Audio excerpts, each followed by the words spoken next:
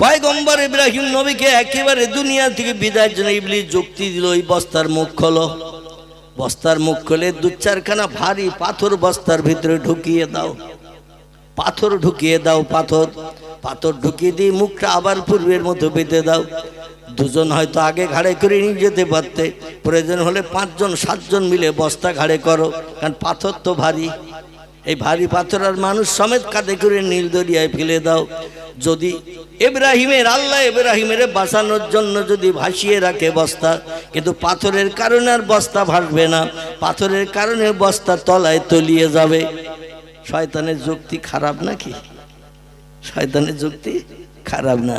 বলো পাথরের কারণে বস্তা তলিয়ে যাবে, আর তলিয়ে গেলে 2-10 মিনিট 20 মিনিট হয়ে গেলে ইব্রাহিমের দম বন্ধ হয়ে যাবে, জনম জনম মারা যাবে, বস্তা পানির তলায় থাকলে পচে যাবে। আর ইব্রাহিম নবীর দেহ যখন বস্তা পচে বেরিয়ে যাবে, হাঙর কুমুর জলস্থি মাছ ব্যাং সাপ যে যা মনে করবে ক্যাকড়া থেকে শুরু করে সবাই খেয়ে ওরে কমপ্লিট করে দেবে, আর তোমাদের ধর্মের বিরুদ্ধে কোনো মন্তব্য করবে না।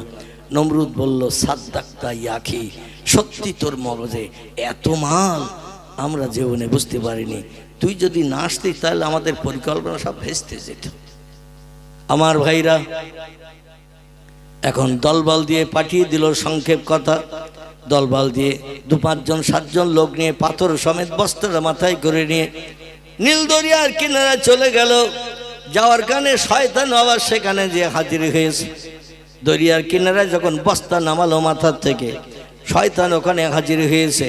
হাজির হয়ে বলল, মা ফাল তাহাজা ইয়াখি, ও ভাই এখন তোমরা কি করবে? বলে আমরা সবাই মিলে বস্তা ধরে ঝুল্লো মেরে দূরে ফেলে দিয়ে দেব, যাতে কাছাকাছি যেন বস্তা পরবর্তী ভাসলেও আসতে না পারে, এই জন্য এখান থেকে ঝুল্লো মেরে ফেলে দেব। আচ্ছা, জোরে ঝুল্লো মেরে ফেলে দিলে অনেকটা দূর যায় না? যায় না? অনেকটা দূর যায়। শয়তান ইবলিস বলছে, শোনো আমি কে, বুঝতে পেরেছো? বলে লা ইয়াখি, বুঝতে পারি নাই। বলে আমি যে যুক্তি দিয়েছিলাম পাথর ভরার জন্য সেই লোক আমি। বলে ভাই তাহলে তুমি এখানে আবার কি জন্য এসেছো? তোমার যুক্তি মোতাবেক তো কাজ করছি। বলে এখানে এসেছি এই জন্য, তোমাদের গায়ের শক্তি আর আমার শক্তি কিন্তু আসমান জমিন পার্থক্য আছে। আমি হলাম জেনেদের বাচ্চা। কিসের বাচ্চা? আমি হলাম জেনেদের সন্তান। আমার গায়ের ক্ষমতা তোমাদের ক্ষমতা কিন্তু এক নয়, কারণ আমরা মাটির তলা দিয়ে যাই, পানির তলা দিয়ে যাই, হাওয়ায় শূন্যে উড়ে চলে যাই, যখন তখন রূপ পাল্টাই, আমাদের অনেক পাওয়ার ক্ষমতা আছে। এই জন্য তোমরা যখন ফেলে দেবে আমি একটু হাত লাগিয়ে দেব, তোমরা একটু ঝুল্লো দেবে, আর তাতে আমি ধরে ঠেলে দেব, যাতে ওই বস্তা আরো অনেক দূর চলে যায়। একেবারে গভীর সাগরের তলদেশে মাঝখানে, পুকুরের মাঝখানে গর্ত বেশি না ধারে গর্ত বেশি হয়? মাঝখানে গর্ত বেশি হয়। এই জন্য বললো একেবারে সাগরের মাঝ পজিশনের দিকে ফেলে দেব, যাতে অতল তলে তলিয়ে চলে যায়, আর কোনোদিন ভাষার সুযোগ না হয়। ওরা সবাই মিলে শয়তানের সাহায্য নিয়ে জোর করে ঠেলা মেরে ঝুল্লো দিয়ে ফেলে দিয়ে দিল। দিয়ে ওরা 2-5 মিনিট 10 মিনিট দাঁড়িয়ে থাকলো ওখানে। 2-5 মিনিট 10 মিনিট দাঁড়িয়ে থাকার পরে দেখলো বুড়বুড় করছে, পানি উঠছে বুড়বুড় করে, কিন্তু ইব্রাহিম আর ওঠে না। 2-10 মিনিট থাকার পর ইবলিস শয়তান বলছে, আমার যুক্তি নিয়ে পাথর যদি না ভরতে তাহলে হঠাৎ হয়তো উঠে যেত, আর উঠে গেলে কিন্তু যে মাথার কাটা সেই মাথায় একই রকম অবস্থা দেখা দিত। এখন তলায় যেয়ে যখন বুড়বুড় করছে, কাদায় যেয়ে পড়েছে, তাই পানির উপর দিয়ে বুড়বুড় করে ফোঁটা ফোঁটা উঠছে, ও আর ভাসবে না, উঠবে না। পাথরের বস্তা যখন পচে যাবে, ইব্রাহিম তখন পচে গলে পানির তলায় শেষ হয়ে যাবে। চলো ইজহাবিলাল বাইত, চলো আমরা বাড়ির দিকে যাই। সবাই আনন্দ করতে করতে বাড়ির দিকে আসে। তার কারণ নমরুদ ঘোষণা দিয়েছিল, আমার জানি দুশমন আমার শত্রু, দেশের শত্রু, জনগণের শত্রু, এরে যদি তোমরা প্রাণনাশ করে সাগরে ফেলে দিয়ে আসতে পারো, আমি বড় বড় বিরাট পুরস্কার গিফট তোমাদের দেব, যে পুরস্কারে সারা জীবন আর খাটতে হবে না, বসে বসে খাওয়ার সুযোগ পাবে। আমার শত্রুরে নিপাত করো। বাংলা একটা প্রবাদ আছে, রাখে আল্লাহ মারে কে, আছে না নাই? ওরা ফেলে দিয়ে চলে আসছে আনন্দ করতে করতে, পুরস্কার পাবে নমরুদের রাজ দরবারে। আল্লাহ ডেকে বলে, ইয়াখিজির ও আমার পানি পরিচালনাকারীর আমার রহমতি বান্দা, প্রেমিক বান্দা, কেউ বলেছেন খিজির আল্লাহর নবী। অধিকাংশ বর্ণনাকারীরা তাফসীরের কিতাবে লিখেছেন খিজির ছিল আল্লাহর একজন ওলি। কেউ বলেছেন নবী, কেউ বলেছেন ওলি। অসুবিধা হচ্ছে না তো? অসুবিধা হলে সঙ্গে সঙ্গে বলবেন, আরেকজন বক্তা এখনো বসে আছে কিন্তু। আল্লাহু আকবার। তো তাফসীরের কিতাবে তাফসীরে রুহুল বায়ান, মাওজাহুল কোরআন, তাফসীরে বায়ানুল কোরআন, তাফসীরে বাইজাবি, তাফসীরে কাশফ, এমন করে তাফসীরে জালাল কোরআন আল্লামা কুরতুবী রাহমাতুল্লাহি আলাইহি পর্যন্ত লিপিবদ্ধ করেছেন খিজির আসলে কোনো পয়গম্বর নন, তিনি ছিলেন আল্লাহর একজন ওলি। কোহে কাফের গুহার ভিতরে যে আল্লাহ পাকের রহমতি পানি, যাকে আবে হায়াত বলা হয়, এই আবে হায়াতের পানি লোকমান, আল্লাহ একজন ওলি বান্দা ছিল লোকমান। এই লোকমান হাকিমকে নিয়ে, বাদশাহ সেকেন্দার জুলকারনাইনকে নিয়ে কোহে কাফের গুহার ভিতরে আবে হায়াতের পানি খোঁজ করতে গিয়েছিল। দুইজন পথ হারিয়ে যে আর পথ পায় নাই, একজন পথ হারায় নাই, তিনি ছিলেন হযরতে খিজির। ওনার কাছে একটি চকমকি পাথর ছিল, অন্ধকার হলি জ্বলে ওঠে। জোরে বলুন একটু সুবহানাল্লাহ। ওই চকমকি পাথরের উপরে কাপড় খুলে দিল, পাথর জ্বলে গেল অন্ধকারের ভিতরে, লাইট জ্বলে গেল, পথ দেখতে পেল। পথ দেখতে দেখতে সেই আবে হায়াত সালসাবিল যারে বলা হয়, আমার ভাইরা এই আবে হায়াতের পানির কুয়ার কাছে চলে যে দুই হাতে করে পানি নিয়ে চুম্বক দিয়ে খেয়েছিলেন।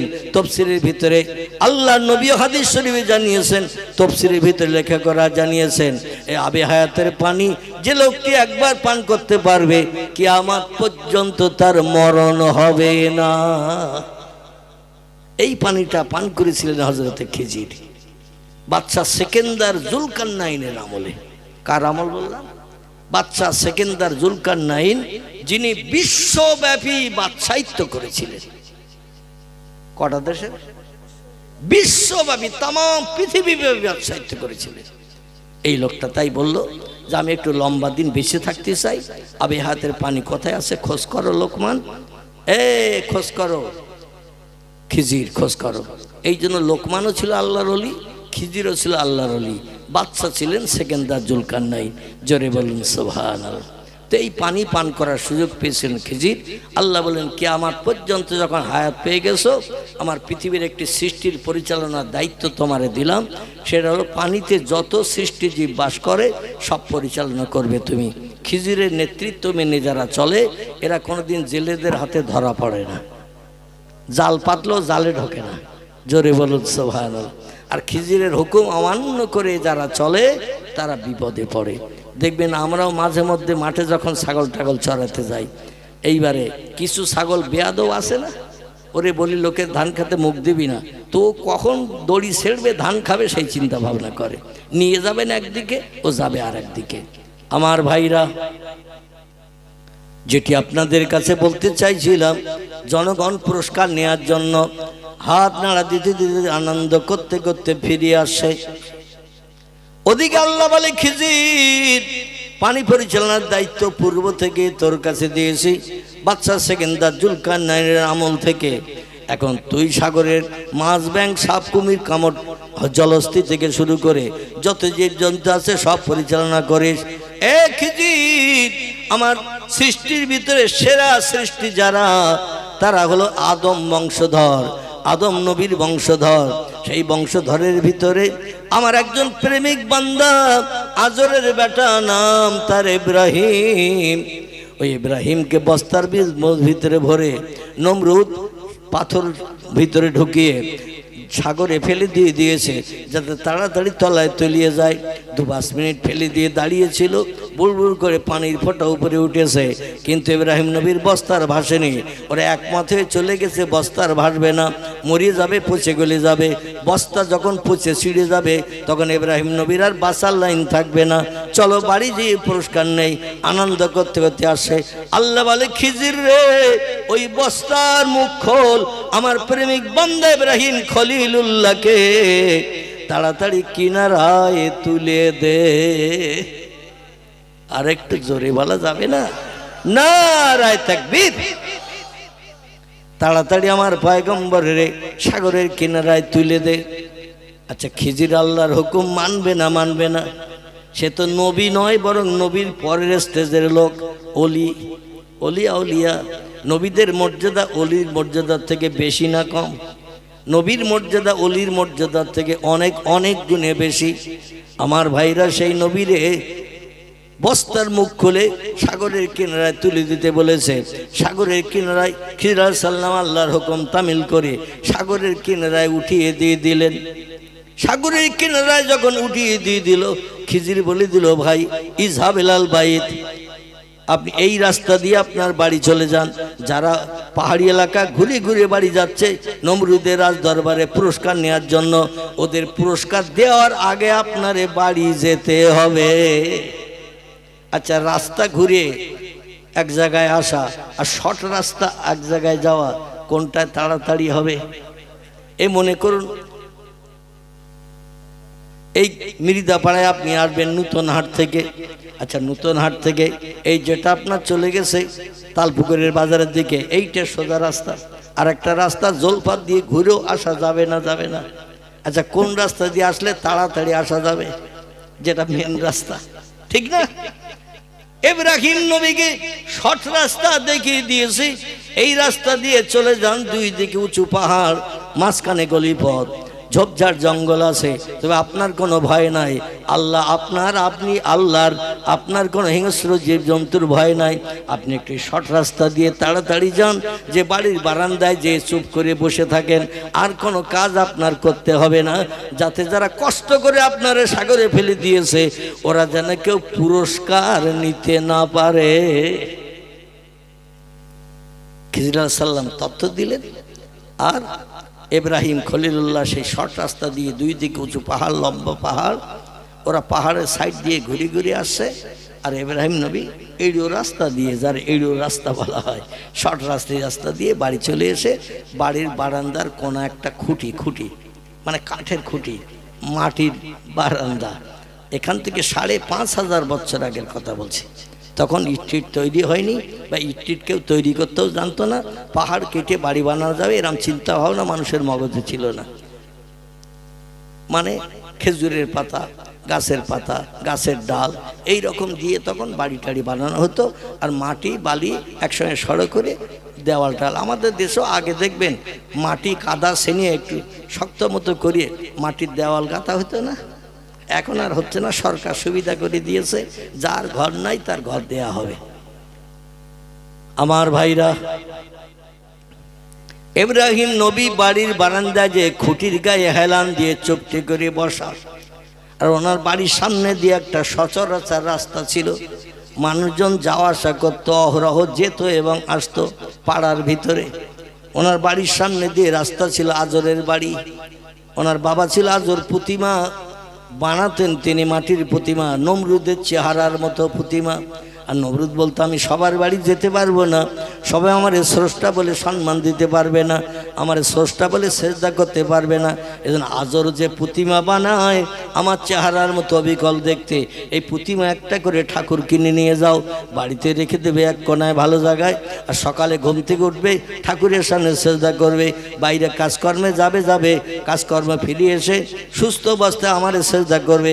আমি তোমাদের সব দুঃখ দুর্দশা নিবারণ করব, আমার সেজদা করলে যার যা সমস্যার সমাধান করব, টাকা পয়সা যা লাগবে সব দেব, খাবার দাবার যা লাগবে সব দেব। ইনি ছিলেন আজর, ইনি বানাতেন প্রতিমা নমরুদের চেহারার। যাই হোক, ইব্রাহিম নবী চুপ করে বসে আছেন। আর জনগণ যারা পুরস্কার নেবে আনন্দ ফুর্তি করতে করতে, নমরুদ জিন্দাবাদ, ইব্রাহিম মুর্দাবাদ, নমরুদ বেঁচে থাক, আজরের বাটে ইব্রাহিম মরে যাক, সাগরে ফেলে দিয়ে এসেছি, মরে যাক আজরের বেটা, দুনিয়ায় আর না দেখা যাক। এই বলতে বলতে নমরুদের নামে স্লোগান দিতে যাচ্ছে। নমরুদ বলছে, মা তারা ইয়াকি, ও রাজ দরবারের লোকেরা একটু তাকিয়ে থাকে তো, কারা আমার নামে স্লোগান দিচ্ছে, আমার নামে জিন্দাবাদের স্লোগান, আমি বেঁচে থাক আর আজরের বেটা ইব্রাহিম মারা যাক, এই স্লোগান দিচ্ছে ইব্রাহিম মুর্দাবাদ। দেখো তো কারা, বলে যারা বস্তা নিয়ে গিয়েছিল তারা, বলে তারা, ওরা আমার নামে স্লোগান দিচ্ছে, তাহলে পুরস্কার আমি যা দেবো মনে করেছিলাম তার আরো 3 ডবল দেব। আমি যে পুরস্কার দেব বলে নিয়ত করেছিলাম আরো 3 ডবল পুরস্কার দেব। ওদের আসতে বলো আমার রাজদরবারে, কি চাই ওদের? আমার শত্রু নিপাত করে এসছে নিশ্চয়ই, অন্যতে ইব্রাহিম মুর্দাবাদ বলতো না। আসতে দাও, ওদের কাছাকাছি এসে গেছে। বাদশা নমরুদ জিজ্ঞাসাবাদ করছে, মা হালুকা মা করুকা ইয়া আইয়ুহান নাস, ও জন সকল লোক সকল, তোমরা বলো খবর কি? বলে দুনিয়ার খোদা, দুনিয়ার খোদা, আমরার শত্রুকে চিরতরে নিপাত করে সাগরে দিয়ে এসেছি। বলে 2-10 মিনিট দাঁড়িয়েছিলে তো, আবার ওর আল্লাহ আবার ভাসিয়েটা সে দেয় কিনা? বলে কোনো চিন্তা নাই, 2-10 মিনিট নাই, বরং আরো বেশি সময় দাঁড়িয়েছিলাম। পানির থেকে বুড়বুড় করে গেজা উঠেছে, কিন্তু ইব্রাহিমের ভাষার কোনো নাম নিশানা দেখি নাই। তাই আমরা বাড়ি ফিরছি আনন্দ করতে করতে, গেলেই পুরস্কার পাবো। উনি বলে আমার নামে স্লোগান দিতে দিতে রাজদরবারের কাছাকাছি এসে গেছো, এজন্য আমিও নিয়ত করেছি আগে যে পুরস্কার দেব চিন্তা ভাবনা নিয়েছিলাম, তার থেকে আরো 3 ডবল পুরস্কার দেব। তবে তোমরা যে ইব্রাহিমের ফেলে রেখে এসেছো তার প্রমাণ কি? ওরা যে সাগরে ফেলে রেখে এসেছো, ও যে মরিয়ে গেছে, বেঁচে নাই, তার প্রমাণ কি? বলে আমাদের সঙ্গে একজন লোক ছিল, সে লোক তো এখন এখানে নাই। তাহলে তারে জিজ্ঞাসা করলে জানতে পারতেন যে নমরুদ বেঁচে আছে না মারা গেছে। সে প্রত্যক্ষদর্শী, সেও আবার বস্তায় হাত লাগিয়ে ঠেলা দিয়েছিল, যার কারণে ওর গায়ে এত শক্তি, আমরা যেখানে ঠেলা দিলে ফেলে দিতে পারতাম তার থেকে আরো অনেক দূরে চলে গেছে বস্তা, খুব গায়ে শক্তি। বলে তাই নাকি? বলে হ্যাঁ। বলে আমি তোমাদের পুরস্কার তো দেব, তবে এই ব্যবসায় আমি জয়ী হলাম না অজয়ী হলাম, আমার লাভ হলো না লস হলো, আমি একটু পরীক্ষা নিয়ে তারপরে তোমাদের প্রত্যুত্তর দেব, তোমাদের পুরস্কার দেব। বলে আর কি পরীক্ষা নেবেন স্যার? কি পরীক্ষা নেবেন হুজুর? ইয়া রব্বি, এ দুনিয়ার খোদা কি পরীক্ষা নেবেন? বলে একটু ইব্রাহিমের বাড়ি যে একটু ঘুরিয়ে দেখে এসো। কি করো?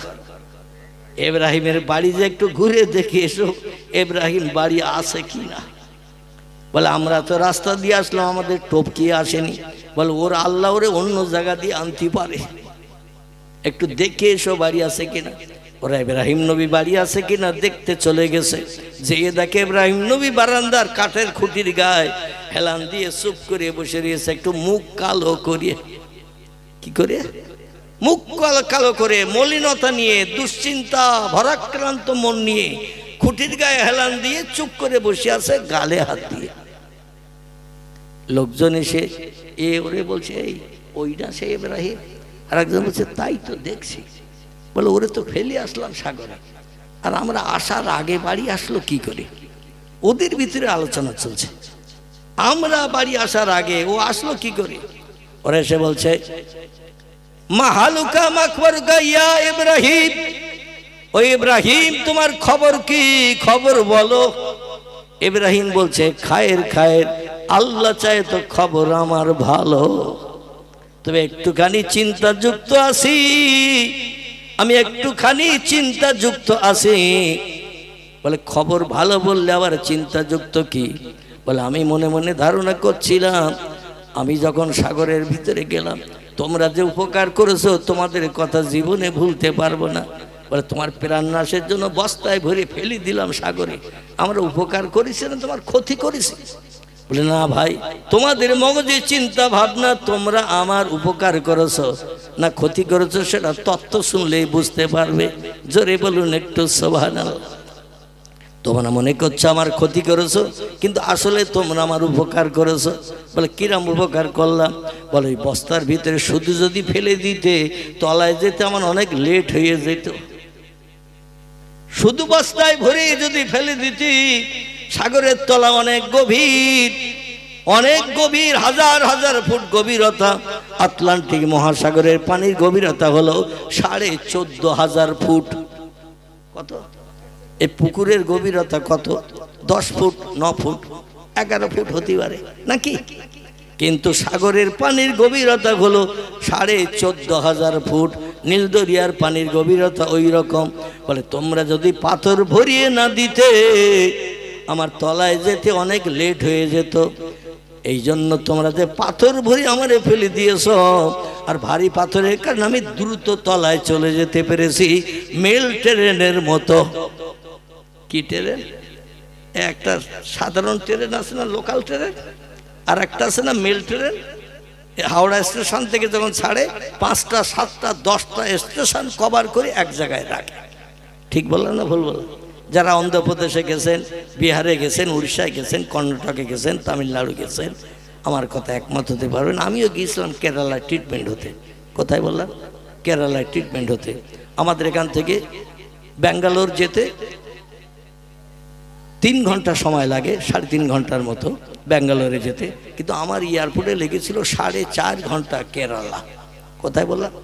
কেরালা, একেবারে ভারতের শেষ সীমানা, ওদিকে শ্রীলঙ্কা, এদিকে ভারতের শেষ, জায়গাটির নাম কেরালা।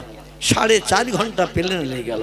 সৌদি আরবে যেতে 6 ঘন্টা লাগে, মানে এতটা দূর।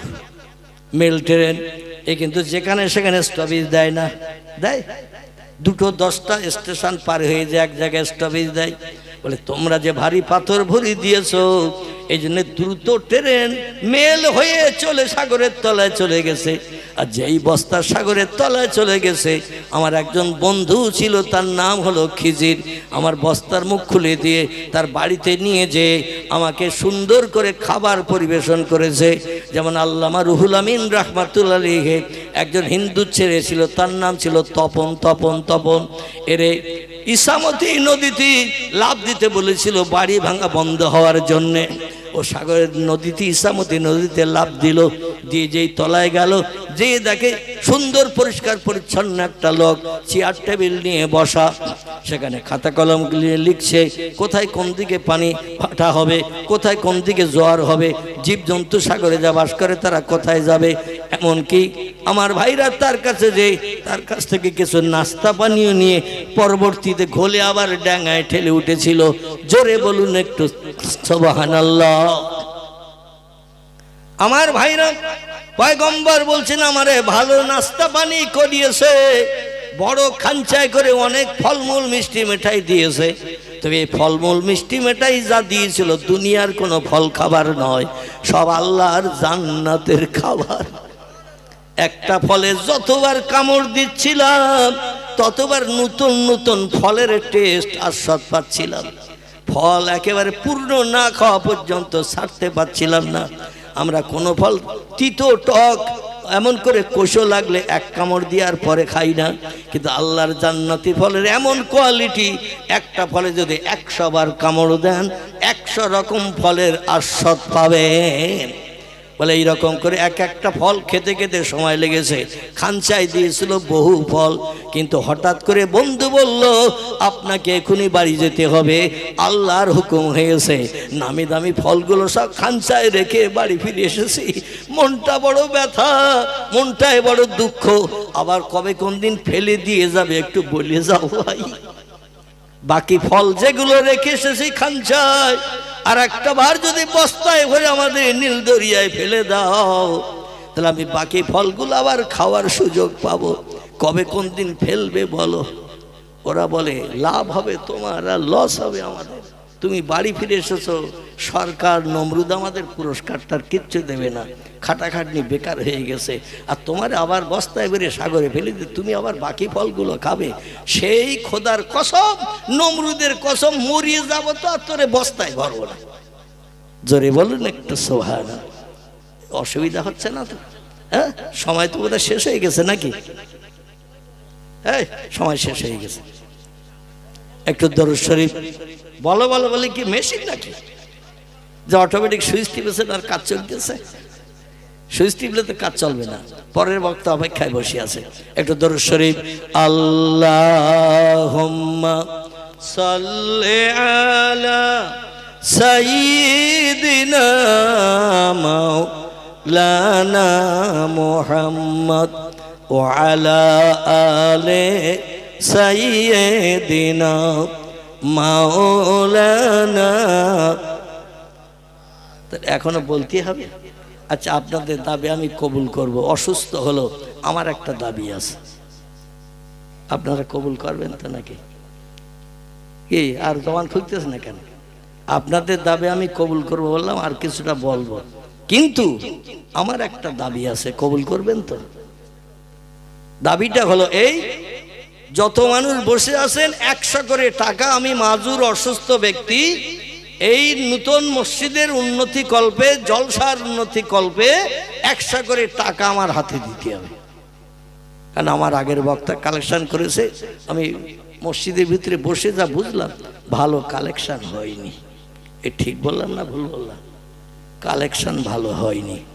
এজন্য আমি আপনাদের কাছে দাবি রাখবো, যদি নগদ থাকে পকেট থেকে বার করে আনেন, তাহলে আর কিছুটা বলবো। আর যদি বলেন হুজুর আর শুনবো না, তাহলে পয়সা দিতে হবে না আমার হাতে। আল্লাহু আকবার। দেখেছেন তো, এই হলো ইমানদার মুমিনের লক্ষণ। একজন নাদান আলেম পয়সা চেয়েছে, ও ভবিষ্যতে চিন্তা, কালকের বাজারের চিন্তা দূর করে দিয়ে 100 টাকা আমার ভাই প্রথম আমার হাতে দিয়ে গেছে। আমি একটু তাকবীর ধ্বনি দিয়ে আওয়াজ দেন তো দেখি, নারায়ে তাকবীর। আওয়াজের অবস্থা ভালো না, এটা আমি বুঝতে পারছি সবাই উঠবে না। শয়তান দূর করতে হবে রাত 12টার সময়। কি করতে হবে? শয়তান দূর করতে হবে। শয়তান দূর করার প্রধান নমুনা হলো, প্রধান নম্বরের হাতিয়ার হলো তাকবীর ধ্বনির আওয়াজ একটু জোরে দিতে হবে। তাকবীর ধ্বনির আওয়াজ যত দূর যাবে শয়তান এর ভিতর থেকে ছুটে পালিয়ে চলে যাবে, শয়তান আর ভেতরে থাকবে না। আর শয়তান যদি না থাকে, কুমন্ত্রণা দেওয়ার আর কেউ আছে? কুমন্ত্রণা দেওয়ার আর কেউ নেই।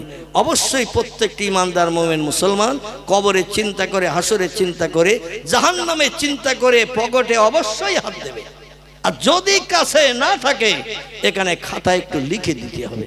পারবেন? 100 টাকা, বেশি না, 100 টাকা। এখন তো বাজারে গেলেই মাল কেনার আগে টাকা ফুরিয়ে যাচ্ছে, ঠিক কি না? এই দেখেন সব এসে দাঁড়িয়ে গেছে। আল্লাহু আকবার। আমার ভাই প্রথম 100 টাকা দিয়েছেন, এই জন্য আমি তার নামে একটু তাকবীর ধ্বনি দেব। জোরে আওয়াজ দেন, নারায়ে তাকবীর, নারায়ে তাকবীর। 100 টাকা বলুন মারহাবা, 100 টাকা বলুন মারহাবা। আল্লাহ দান কবুল করুন, সকলে বলুন আমিন। দাও বাবা। আর আমার একজন মহব্বতের ছেলে সমতুল্য হয়, শহর ভাইয়ের ছেলে না, আলহামদুলিল্লাহ। যদিও এ পাড়ায় খুব একটা বেশি ঢুকিনি, তবু আমি নজরে দেখি চিনতে পেরেছি। আমার চোখের পাওয়ারও অনেক কম হয়ে গেছে, রাতের বেলা তো হাঁটতে পারি না, কোথায় পা ফেলছি ঠিক বুঝতে পারি না। তারপর আমি চশমা আজকে সকালবেলা আমাদের এই এমএলএ সাহেব বসিরহাটের, মানে সপ্তর্ষি ব্যানার্জি, ওর কাছে গিয়েছিলাম, যে আমার সে চশমা নিয়ে নিয়েছে, কাঁচ পাল্টে দেবে। তো আমার স্ত্রীর চশমা ছিল, তাই বুকেই নেবে দিয়েছি, মানে চোখেও দেয়নি। মানে এতে পাওয়ার কম, এতে দেখলে সেই চশমা দেওয়া যা না দেওয়া তাই, মানে এতে কিছু দেখা যাবে না, পড়া যাবে না, তাই শুধু বুকে বাঁধিয়ে রেখে দিছি। মানে সে চশমা এখন দিয়ে এসেছি, দেবে শনিবারের দিন। কিন্তু শনিবার আমি বাড়ি থাকতে পারবো না, আমার প্রোগ্রাম আছে মুর্শিদাবাদ, শুক্রবারে জলসা আছে উত্তর দিনাজপুর। কোথায় বললেন? উত্তর দিনাজপুর, মানে মালদা থেকে আরও 150 কিলোমিটার উপরে রাস্তা, মালদা থেকে। আবার বহরমপুর থেকে মালদা 150 কিলোমিটার রাস্তা। তারপরে ফেরার পথে বেলডাঙ্গায় প্রোগ্রাম করব শনিবারে, করে রাতের বেলা ফিরবো ইনশাল্লাহ। দোয়া করবেন আল্লাহ রাস্তাঘাটে যেন অ্যাক্সিডেন্ট বিপদ না ঘটায়। জোরে বলুন একটু আমিন। আচ্ছা, আমি মরি এইটা চান যে তার বলতে হবে না, আর যে যে চান না সে একটু জোরে আওয়াজ দেন আমিন। নারায়ে তাকবীর। আমার শহর ভাইয়ের ছেলের নাম কি? শওকত আলী মৃধা, তিনি 100 দিয়েছেন। আল্লাহ তার দান কবুল করুন, সকলে বলুন আমিন।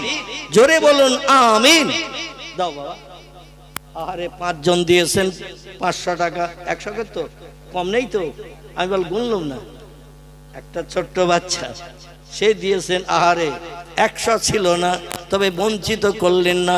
মাজুর অসুস্থ গুনাহগার ব্যক্তিকে বঞ্চিত না করে 50 টাকা ছোট্ট বাচ্চা দিয়ে গেছে। কে দিল জানি না, আল্লাহ যিনি দিয়েছেন তার দান কবুল করুন, মনোবাঞ্ছা পূর্ণ করুন, উদ্দেশ্য সফল করুন, এহকাল পরকালে ভালো দান করুন, দুনিয়ার সংসার জীবনকে সুখময় করুন, আয় রোজগারে, কারবারে, ব্যবসায়, চাষে, হাড়িতে দানায় দানায় বরকত দিয়ে সংসারকে সুখী সমৃদ্ধিশালী করে দিন। সকলে বলুন আমিন। নারায়ে তাকবীর। আরে আমার মহব্বতের ভাই, এমন করে তিনি দিয়েছেন 100 টাকা। আর কারো কাছে নেই? আমি জান বুঝদিস কারো কাছে নেই। আচ্ছা, আমি একটু পকেট চেক করব, এই জাহিদকে তুলে দিয়ে পকেট চেক করব। আমার ভাইরা, যার পকেটে আছেন, আল্লাহর কোরআনের ইজ্জতের খাতিরে, আল্লাহর ইবাদতের ঘর পৃথিবীর শ্রেষ্ঠ জায়গা, জায়গাটির নাম হলো মসজিদ। নবী বলছেন খাইরুল বেকায়ে মাসাজিদুহা ওয়া শাররুল বেকায়ে আসওয়াকুহা। পৃথিবীতে যদি উত্তম কোনো ভালো জায়গা থাকে জায়গাটির নাম হলো মসজিদ। মসজিদ পৃথিবীতে যদি কোনো নিকৃষ্ট খারাপ জায়গা থাকে ওই জায়গাটির নাম হলো মার্কেট, বাজার। বাজার হলো পৃথিবীতে সবথেকে খারাপ জায়গা। এই জন্য আমরা খারাপ জায়গায় বসি বেশি আর ভালো জায়গায় বসি কম। ঠিক না ভুল?